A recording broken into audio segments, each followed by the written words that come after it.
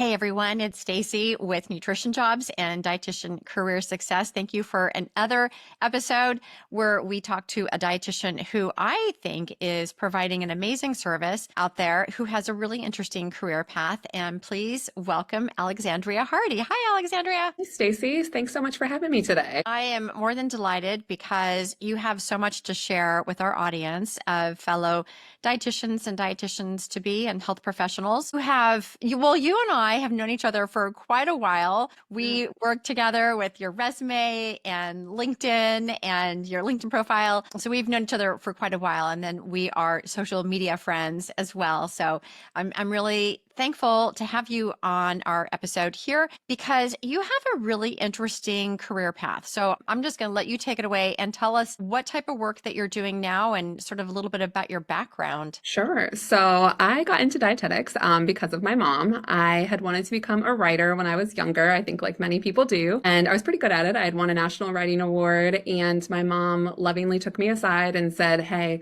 it is so great that this is what you'd like to do with your career, but we will not be paying for you to attend an out-of-state school," because I was going to Purdue University and I lived in Pennsylvania. And she said, "We will not be paying for you to get this degree out of state. But you know what Purdue's really strong in? They have a great dietetics program. And you've always loved food and you love movement. And like, let's see if we can somehow put all those components together. Maybe you get a degree in nutrition and then you can write about it someday." And she was right. And so I followed her advice. I have a dual degree in dietetics and nutrition, fitness, and health, completed my dietetic internship. And after that, I was a little puzzled, to be honest. I thought, what do I want to do with this? I'd love to write, but I didn't know how to break into that as a brand new RD. And so I was moving to California. I had just gotten married and I applied to every job there was. Many of them that I did not want, but every job. This was during the recession and I just needed employment. And so I ended up working for a clinical research company, and it's one of my favorite jobs to this day that I've had. And so I provided nutrition education per protocol for individuals who were participating in diabetic device studies. And it was amazing. It was a great place to learn,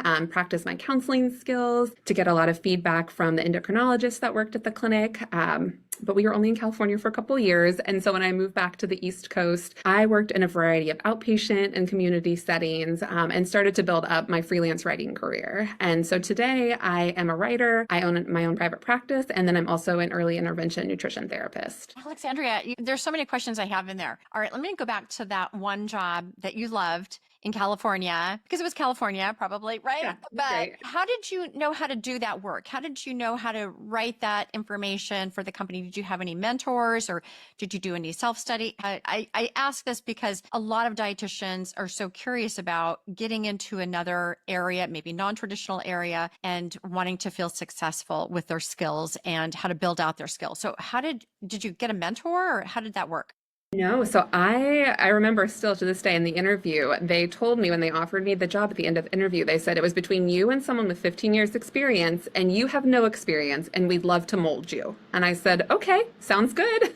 And Dr. Chuck, he was one of the main endocrinologists at the research clinic, and he, I guess, kind of became my unofficial mentor. And he would pull me into consults and say, "Hey, can you calculate, the insulin for this patient?" And I said, "I've never done this before." And he said, "That's okay. I'm going to sit here with you and I'm going to walk you through it if you make mistakes." And we had a lot of different languages spoken in that clinic. And I have rudimentary Spanish education, and they would let me practice Spanish educations with the help of an interpreter. So it was just a great place to learn and grow. And this was back in like 2009, 2010. And so social media was like not what it is today, right?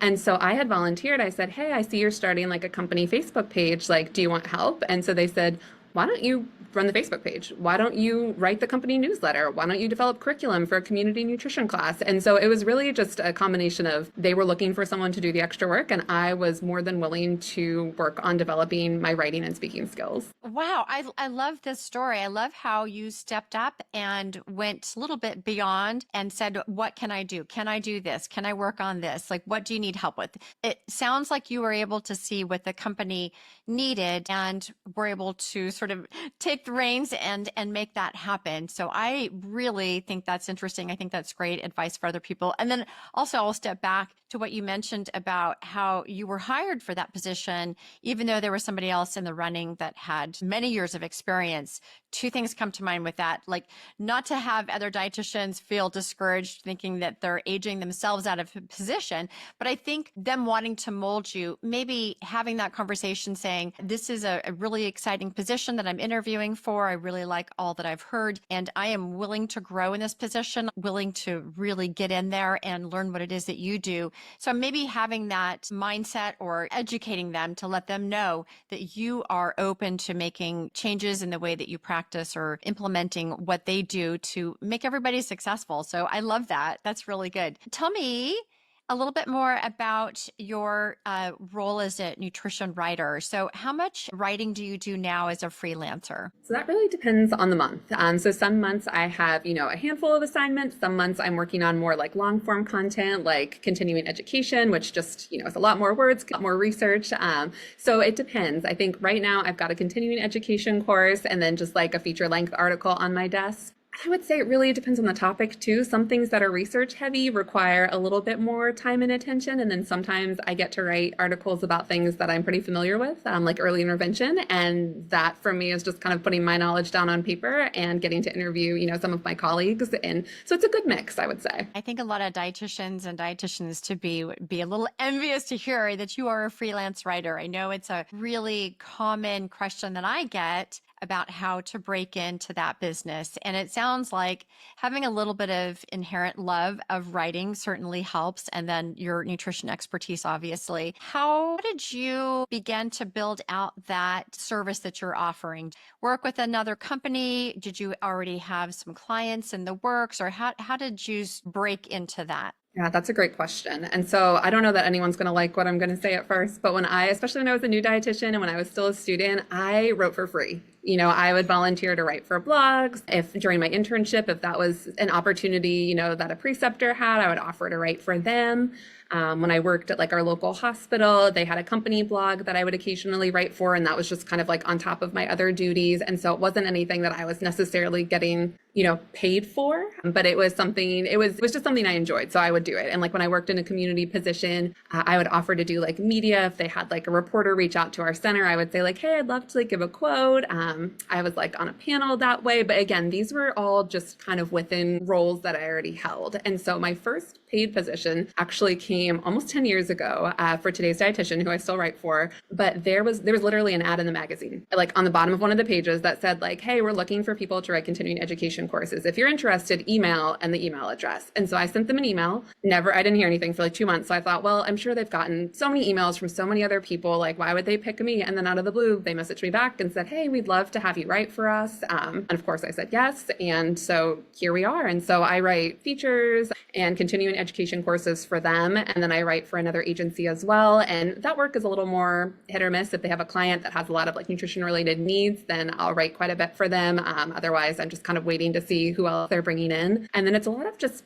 pitching and networking. And I'm going to be honest, it's a lot of times I'm pitching and then there's just crickets. And so hopefully people find that encouraging, that it's not just that I have almost a decade of experience and a price sheet and that I'm like knocking it out of the park every time. It's a lot of just, okay, well, if you don't have needs now, like keep my name in mind for the future. I love that. I love that you shared what it really is like, not some glossy version of what it looks like on the outside, because I think working as an entrepreneur, there are so many positives. There are so many benefits. There are a lot of reasons why somebody would want to be a freelance writer, but there is a little bit of sales involved and some marketing and a little bit of pitching. So how did you learn how to pitch the companies? Or let me ask you, how are you pitching? Are you just sending an email, or are you calling, or are you working on social media? How does that work for you? Well, I would love to hear what everyone else is doing too, because my strategy is just pretty much self-taught. So it's a combination of emailing, social media, LinkedIn, I think is really helpful for this. And And oftentimes, if it's someone that I've given quotes to before, like maybe a couple of, like, we've corresponded a few times and it feels like we have a positive relationship, and like I'll just toss it out to them like, hey, I'm looking for work. If you ever, have too many articles for a month, or if like your publication is looking for extra freelancers, if you wouldn't mind mentioning my name. And that's another way. But I think knowing people is really helpful. The ones that I have just kind of cold called or like sent emails to without any sort of connection don't tend to get as much of a response. I was recently talking to a dietitian. We were talking about time management. We're also talking about marketing and sales. And she offered up the way that she does her sales is she sets aside about half of one day out of the week, and she will pitch to 4 different companies. So she'll really focus on that week. Well, she knows ahead of time who those people are going to be, but she will focus on just 4 so that it doesn't feel haphazard. It feels sort of organized. It's a manageable number. It's not too many. And she'll send out about 4 emails to each one of them. She'll have a whole sequence that she puts into, and she personalizes it as well. But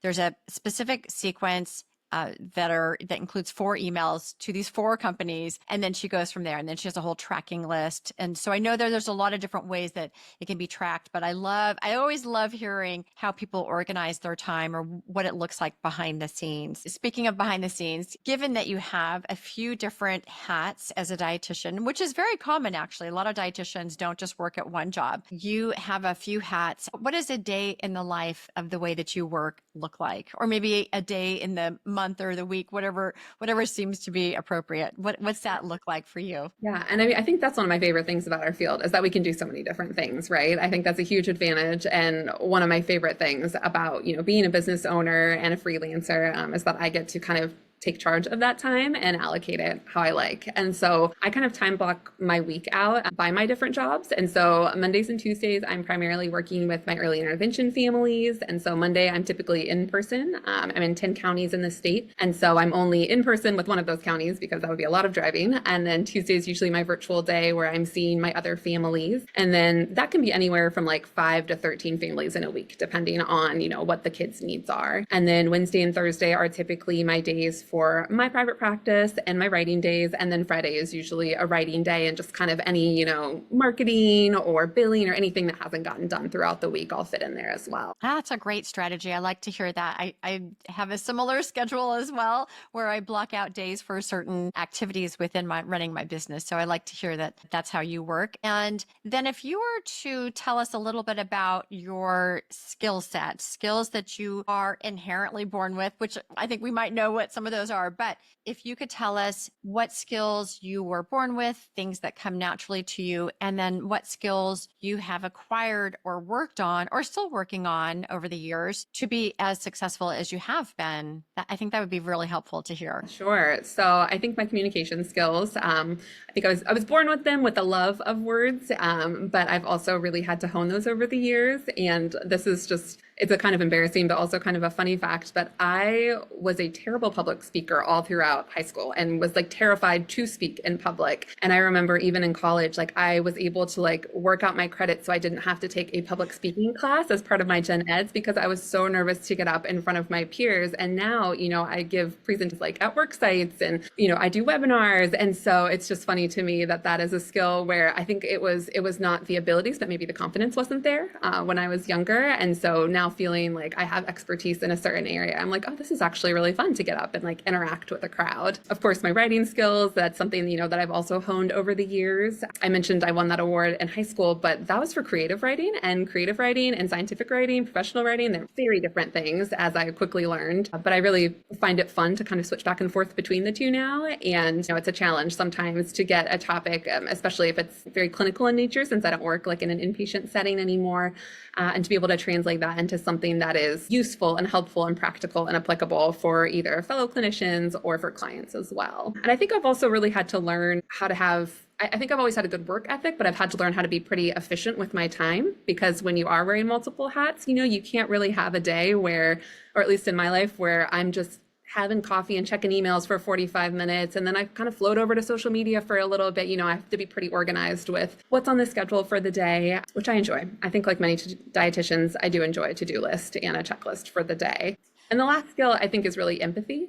I think I'm a pretty empathetic person, but I have learned that that sometimes is a detriment in the one-to-one counseling because you can really take on a lot of your patients or your clients' concerns and burdens that way. And so I've had to learn to set some like healthier boundaries. So that way that empathy was directed like in a really positive and productive way instead of me just kind of taking on a lot of that. And I've had to set up those boundaries, in my personal life too. So it's sometimes interesting how those things run parallel. That's so interesting you would say that. You brought me back to some of my outpatient practice days as well, where you really can. It's very easy to get very invested in someone's hardships, or maybe during the motivational interviewing process, you learn that they have so many honest to goodness obstacles to be able to be successful. And I remember myself like wanting to do like extra for them or get them involved with social services or just like really going the extra mile and the extra hour, right?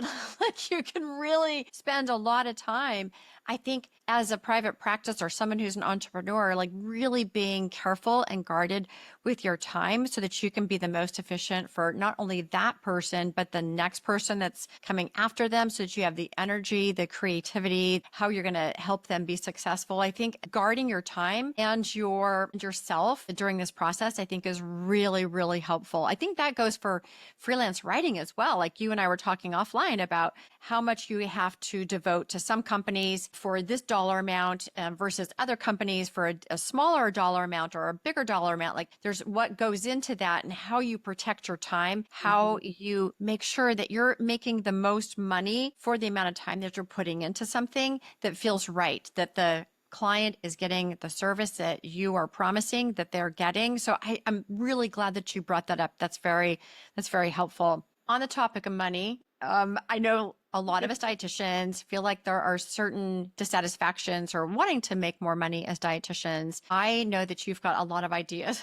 Can you share some of your ideas with us about how dietitians can make more money? Yeah. So I think my first piece of advice would just be diversify your income, because especially if you're working like in a more traditional space, like clinical or food service or a community setting, you can go and take, pricing surveys and salary guides like to your employer, but they might not always have like the interest or the wiggle room to make those changes. And before I took the full leap into private practice, I was actually working for a nonprofit in town that I loved. And it was easy work. Let me say that, I was teaching nutrition education to K through 5. I was teaching community classes. So this wasn't requiring a lot of, my like M&T brain necessarily, but I had over a decade of experience as a dietitian and I was making very, very little money. And when I had tried to brainstorm with them, like, hey, are there different ways that I can contribute? Can I write curriculum? Can I do this? Can I do that? And they were lovely about it, but they kept coming back and saying like, we can't get you any more money. And this is kind of where we draw the line. And that was hard for me because I loved the company. I loved the population I was working with. I had great coworkers. But at the end of the day, I had to say, well, unfortunately, this isn't really worth my time. And we parted on great terms. I actually just got an email from one of them earlier today asking me about a course. So it was a positive experience overall. I've also been, on the other side of things, like we were discussing a little bit earlier before we hopped on here, but I have an opportunity right now for a higher volume of writing for a new client, and they're offering a slightly lower rate than what I would usually charge. And so the conversation that I'm having with myself is, well, is the exposure and the high volume worth accepting a slightly lower rate? And there's a lot of conversations. You can get in any Facebook group for dietitians and they're going to tell you what you should or what you shouldn't expect. And I think it's also variable, right? Like only you know how you work and only you know your life circumstances and if it's worth it right now for you to take maybe a slightly lower rate because that's really what you need, or if you should hold strong and part ways with a company because they're not honoring your time and experience. I like that. The idea also that you have agency over your career, agency over your craft, your service. And I say this to dietitians all the time, but that there are a lot of jobs out there. There are a lot of different opportunities. I know it's not easy to get a new position or a new job or a new gig. It's certainly work, but it might feel good to make that move. It might feel that you are doing yourself a great service by being able to, whether it's make more money or spend less time, whatever it might be, so that you actually feel good about those opportunities. But there's an abundance of opportunities out there. So hopefully that gives people a little more permission to find the right fit for them themselves to feel comfortable and don't feel like they're in this situation of complaining or just it's not working out and feeling helpless. But there are opportunities out there. Alexandria, I loved all that you had to share. I have one more question. I know that a lot of dietitians are very interested in going into, I'm going to go back to the freelance writing. Like if you were a brand new dietitian or entering into the field of freelance writing for the first time, no matter how many years you've been practicing as a dietitian, are there a couple pointers that you could recommend that they could do to get started working in that area? Yeah, that's a great question. And so this is not meant as an insult to anyone, but I think sometimes we overestimate our skills in certain areas, right? I know a lot of dietitians that are excellent clinicians, that are great verbal communicators, but maybe that doesn't always translate to the page because how we speak and how we write, those are two completely different things, right? And so I also know great writers that cannot get up in front of a crowd of people and communicate as effectively. And so I would say, first of all, maybe just if you have friends or any contacts in the field that you have a newsletter, run a blog, that are currently writing in any capacity, just asking like, hey, could I contribute an article for you? Or could I create some social media content depending on like what kind of, content that you're interested in, if it's long form or shorter form, and then just asking for some honest feedback, because I think they'd be more than happy to provide that, right? And then, even just posting blogs on LinkedIn, trying to just start some sort, get some sort of movement, some momentum associated with your name, and then being able to like link that back to a website or a portfolio if you have that, so you can show up higher on Google if people are searching. That's a great recommendation. And I think LinkedIn is a great platform for that. There's that featured section, there's your about section, but within your work experience, you can also upload links to media or have like a little thumbnail tile that can lead you back then to an article that's onto your website or a landing page if you don't want to have a website necessarily. So there's a lot of opportunity that LinkedIn can provide as a platform so that people can see the type of work that you're doing. That's awesome, Alexandria. I really appreciate all that you've shared. You have some great wisdom, some really interesting expertise in a lot of different areas. So I really appreciate all that you have shared. So again, thank you so much. And I will put in the comments in the description down below, everybody, for how you can connect with Alexandria. She is really warm and welcoming. So I hope you can make that connection. All right. Bye. Thank you so much, Alexandria. Bye for now. Bye.